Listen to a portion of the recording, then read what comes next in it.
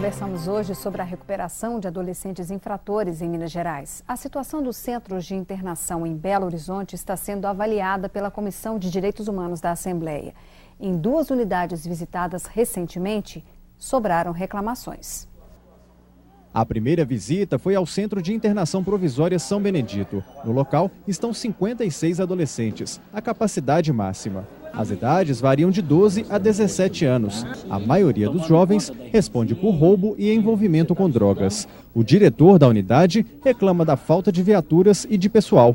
10% dos postos de trabalho não estão preenchidos. Estamos com um quadro defasado de 4 funcionários de uma instituição grande como essa. Em seguida, a comissão foi ao Centro de Internação Provisória Dom Bosco. Aqui, a maioria dos internos é reincidente. Numa ala, atividades esportivas e pedagógicas. Mas na visita aos alojamentos, muitas queixas. Nós não tá saindo para atividade, tá ficando mais trancado. A água aqui é filtrada que vocês tomam? Não, a água da torneira. Do banheiro. A gente tem 3 filtros de linha, né, que são chamados filtros de linha, que são instalados na caixa d'água e essa água é potável. Que tá cheio de rato essa cadeia, isso? Rato. É uma questão de ratos que é muito direcionado pro Arrudas, né? O próprio rio Arrudas, que percorre toda essa região. Mas algumas ações já estão sendo traçadas, a gente tem acompanhamento da prefeitura, algumas ações com as zoonoses. O local já abrigou 180 adolescentes. Após monitoramento da Vara da Infância e do Adolescente e do Ministério Público, hoje são 94 internos, 10 a menos do que o limite. Falta toda uma estrutura de funcionários, acabam que eles ficam presos o dia inteiro numa cela, sem atividade, e como eles mesmos, os próprios adolescentes falam, dessa forma como nós vamos mudar? Que seja uma intervenção sociopedagógica de qualidade e que não seja apenas privar o adolescente de liberdade, deixar ele segregado da sociedade durante um certo período e depois devolver do mesmo jeito. Que seja feito realmente um trabalho socioeducativo. Em 2012, o Conselho Nacional de Justiça divulgou um perfil do adolescente infrator brasileiro com alguns dados que eu trago agora. 8% deles não foram nem alfabetizados, nunca frequentaram, né, não chegaram a frequentar a escola. 14% dos adolescentes já tinham um filho, dos adolescentes internados. 38%, somente 38% é que foram criados por pai e mãe.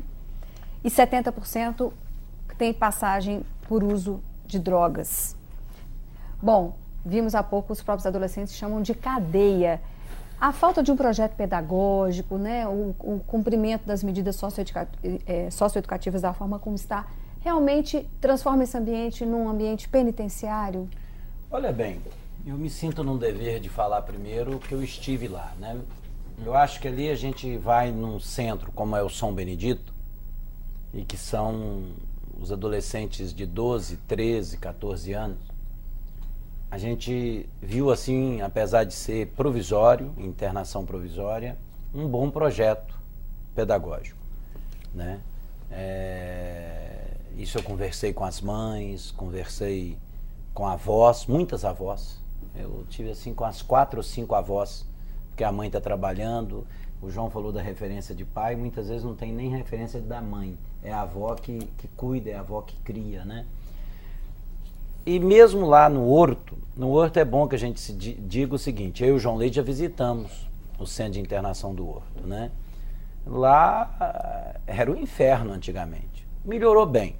Você vê, nós já cheguei de situação lá de denunciar 200 internos amontoados no Horto, dormindo no chão.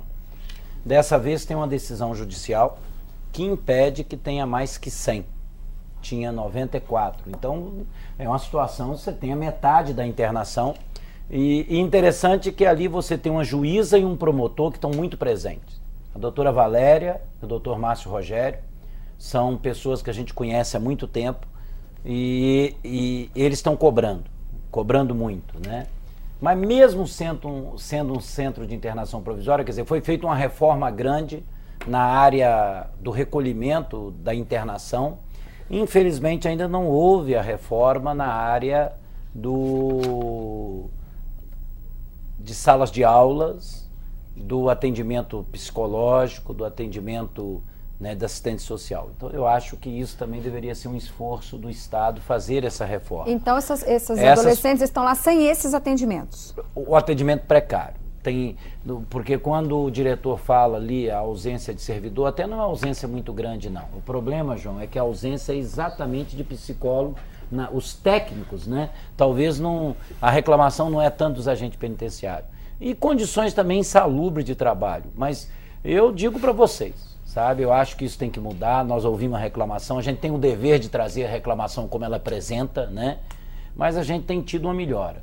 O que nós hoje temos um problema maior, e aí que vem a grande questão, é na região metropolitana, Santa Luzia, que inclusive agora a secretaria determinou que vai fechar o centro de internação provisória, Contagem, Betim, sul de Minas e Vale do Aço. O Estado está prometendo 5 novos centros, né, que precisam ser entregues, mas não tem previsão de Contagem em Betim, lamentável. E você sabe da nossa luta, que a ideia de fazer um centro comum, Betim e Contagem, até hoje não aconteceu. Hoje a internação é num distrito policial em Betim. Em Contagem também é uma cadeia, é a cadeia da DOPCAD, né? Então você não tem. Então eu acho que a gente... E isso tem acumulado um pouco Belo Horizonte. Isso tem gerado uma demanda de vagas em Belo Horizonte. Então eu acho que se o Estado realmente terminar esse ano, acho que o João pode falar um pouco mais, e o próprio Sebastião, né? Esses 5 centros no interior, e fazer de qualquer jeito, tem que ser feito de Contagem Betim. Eu acho que a gente daria um grande alívio ao sistema.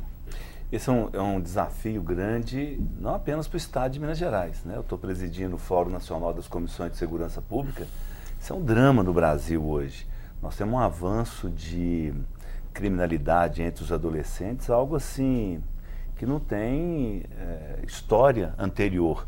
Quando o deputado Durval Ângelo, ele de alguma forma aceita essas unidades, ele está lembrando, a gente tinha Monsenhor Messias só, em Sete Lagoas, não tínhamos mais nada, quer dizer, a partir de 2005 nós temos novas unidades, as comunidades, as cidades não aceitam esses centros, né? Nós temos o caso de Betim, que ele é clássico, né? A Câmara Municipal votou uma legislação que proíbe. O Estado tinha dinheiro para construir, mas há uma legislação impedindo a construção. A prefeita queria que construísse e não era possível. Eles votaram a lei na Câmara por causa de uma legislação.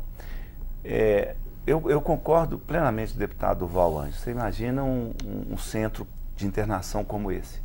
É possível fazer-se parceria com as universidades, né? Utilizar os psicólogos, utilizar psiquiatras, estagiários para acompanhar.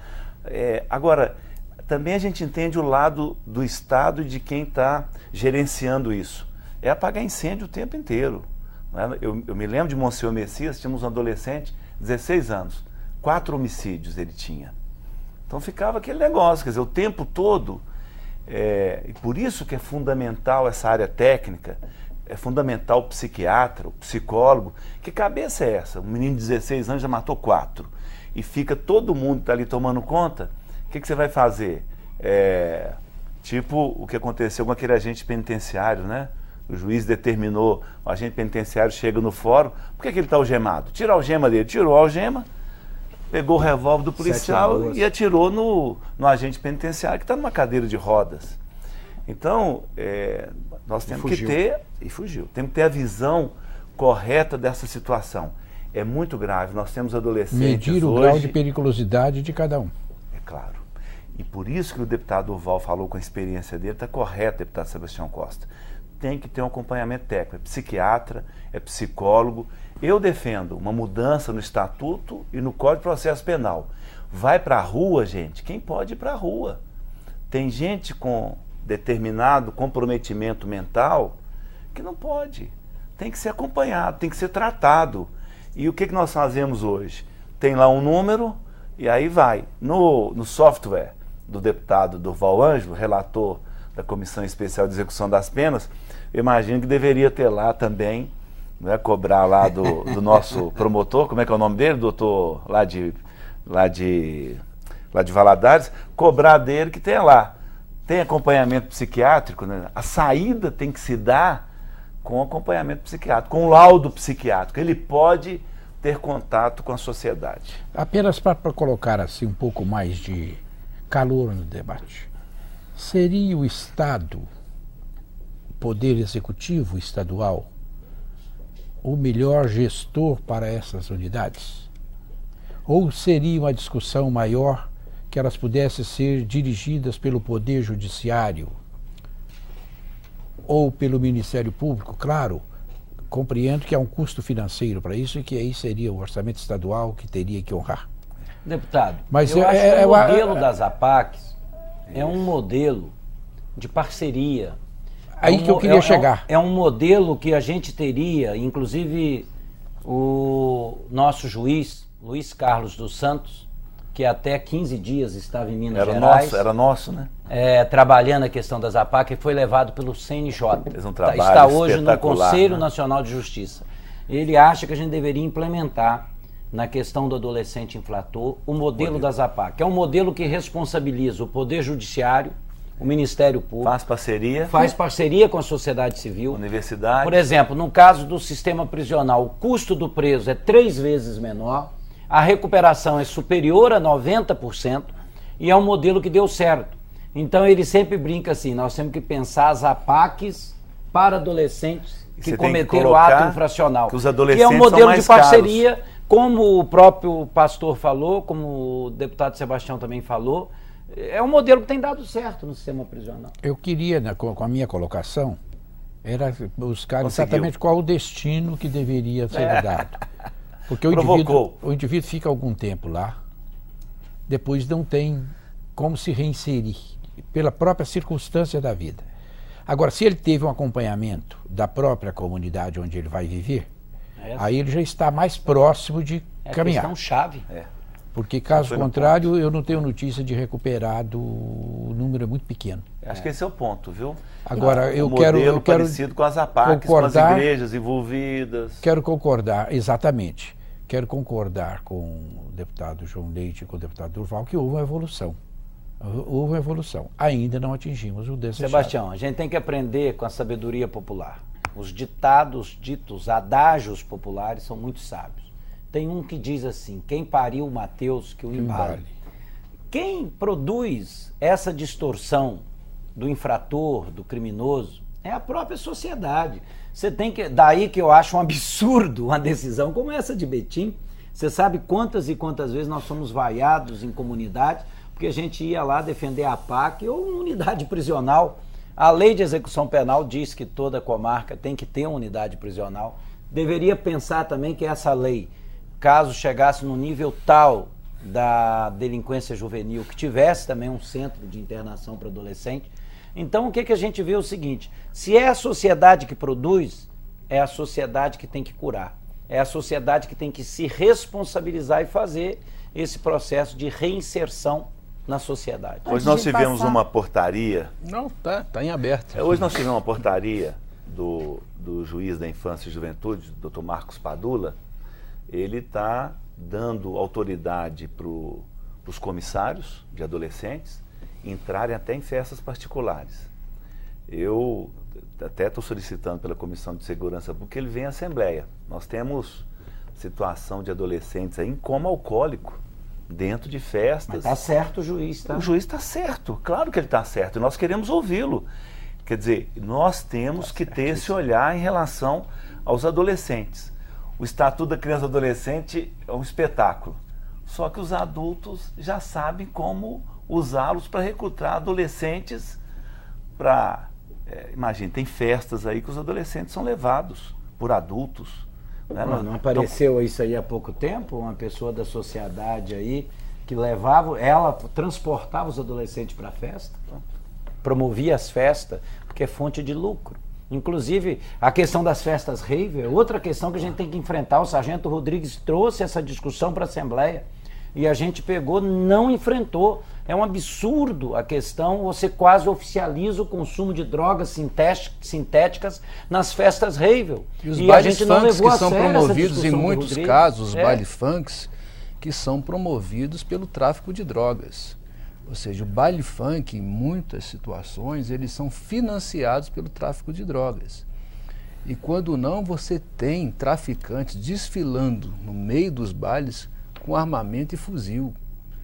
Ou seja, o que está sendo... Muitas vezes até com alguns cantores famosos ou jogadores famosos lá perto. Eu estou propondo, através de um projeto de lei na Assembleia, a proibição do Estado em financiar e promover qualquer tipo de recurso público do Estado, recursos que promovam festas, eventos que tenham cunhos pejorativos para a mulher, para a criança, que estimulam a violência, o tráfico de drogas e por aí, enfim. O jovem, ele pega um Walkman, um iPhone, que seja, ele coloca no ouvido e ele fica o dia inteiro ouvindo músicas funks que estimulam, fazem apologia ao tráfico de drogas, à violência, que torna a mulher um ser pejorativo.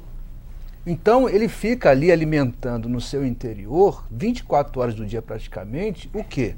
Só esse tipo de comportamento que vai mudar a cultura da violência, que vai mudar a sua personalidade. Ou seja, a personalidade dele está sendo formada para ser o quê?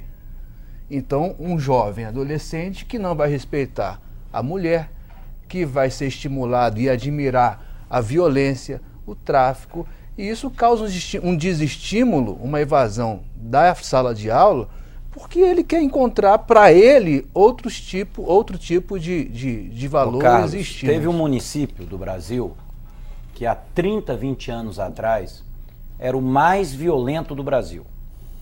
Há 20, 30 anos atrás. Chamava Diadema. É uma cidade que hoje tem quase 1 milhão de habitantes. Então não é uma cidade pequena. Diadema decidiu enfrentar o problema da violência. Eles, primeiro, atuando nas áreas vulneráveis, nas favelas, nos cortiços, nos locais mais pobres. E perceberam que o único braço que o Estado conhecia, que os pobres desses lugares conheciam, era o braço armado da polícia. Houve um esforço de vários governos municipais, porque a política tem que ter continuidade, no sentido de levar o Estado, o braço da educação, o braço da saúde, o braço da assistência social até esses locais mais pobres.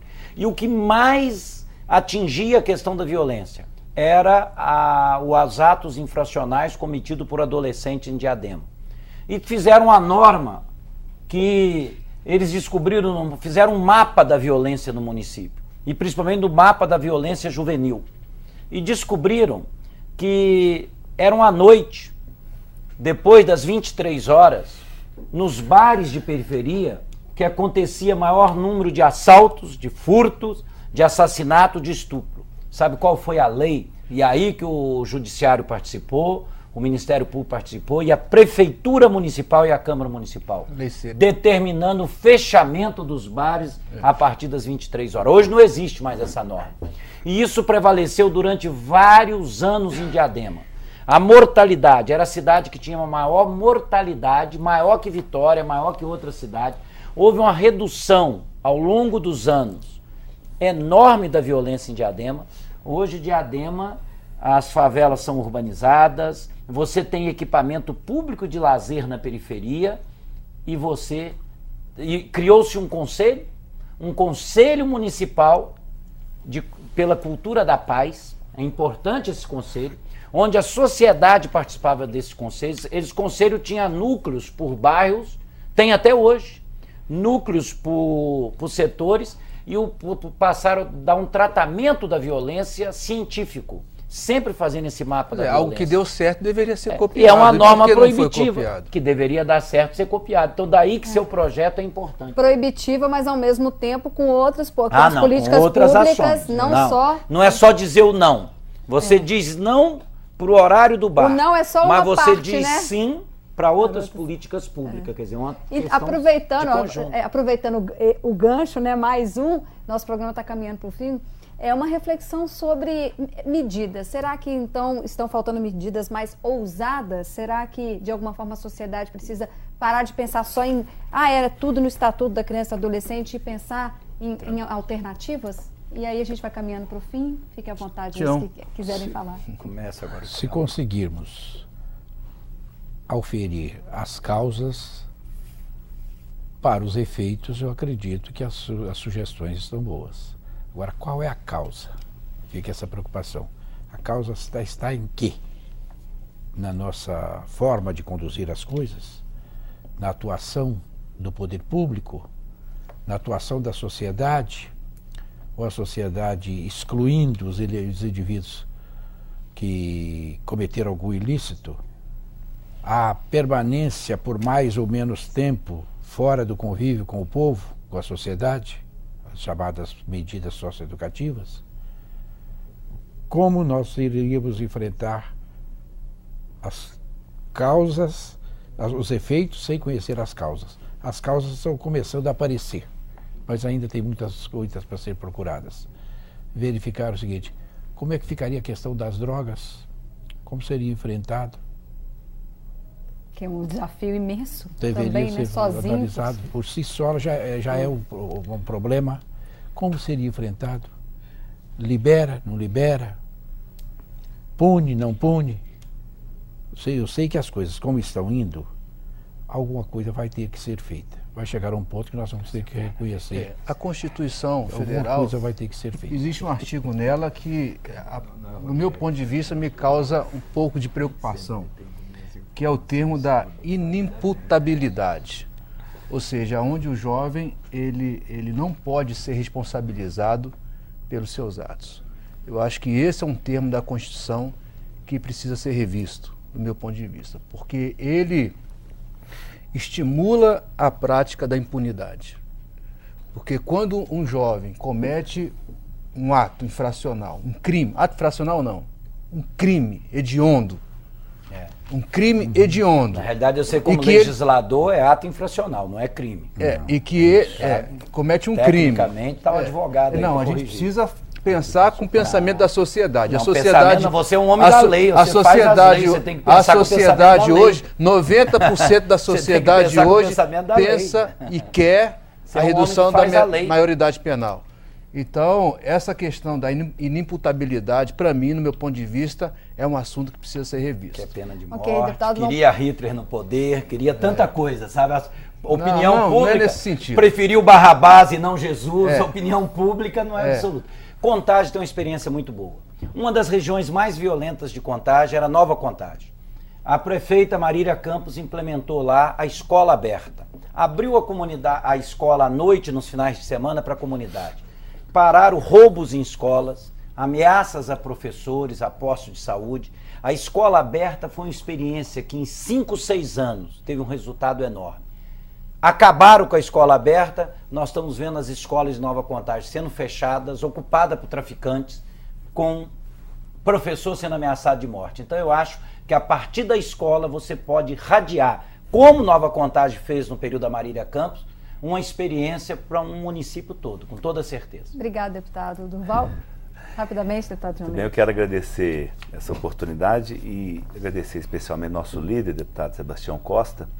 Recentemente ele colocou na pauta da comissão que ele preside, Constituição e Justiça, uma proposta nossa que trata justamente de um toque de acolher, de termos um olhar para as nossas crianças, nossos adolescentes, que estão perambulando, né, têm encontrado muitas vezes na madrugada jovens, crianças, e são esses jovens que estão muitas vezes na madrugada que estão sendo recrutados pelo crime organizado, pelo tráfico de drogas, por esses que querem sequestrar.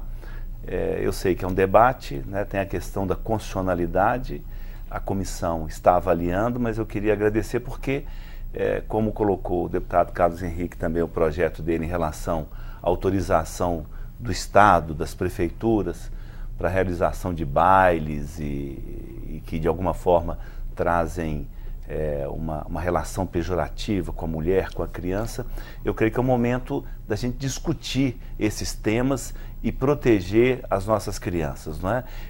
Eu estava lembrando, enquanto o deputado Durval Anjos estava falando, dos games também que o procurador Fernando Martins virá à Assembleia Legislativa. Estamos com games que vence quem mata mais policiais e quem queima mais mendigos, né? Então esse é o game que está à disposição do nosso adolescente, da nossa criança, e está lamentavelmente produzindo essa violência nas nossas ruas. Bom, então terminamos aqui. Eu não sei se as redes sociais, talvez convocadas para fazer o trabalho contrário, possa contribuir, já que nós estamos preocupados com como enfrentar o problema. O jovem tem que ter o seu espaço, a sua vida ocupada com atividades lúdicas e educativas. Mente vazia é oficina do diabo. Isso nós aceitamos. Então terminamos aqui de forma pacífica, né? Mais uma Assembleia Debate. Obrigada pela companhia. Confira na internet os horários alternativos do nosso programa, que você pode indicar a algum amigo, algum parente. E também na internet todas as informações sobre a grade da TV Assembleia. A gente se encontra de novo na semana que vem. Tchau.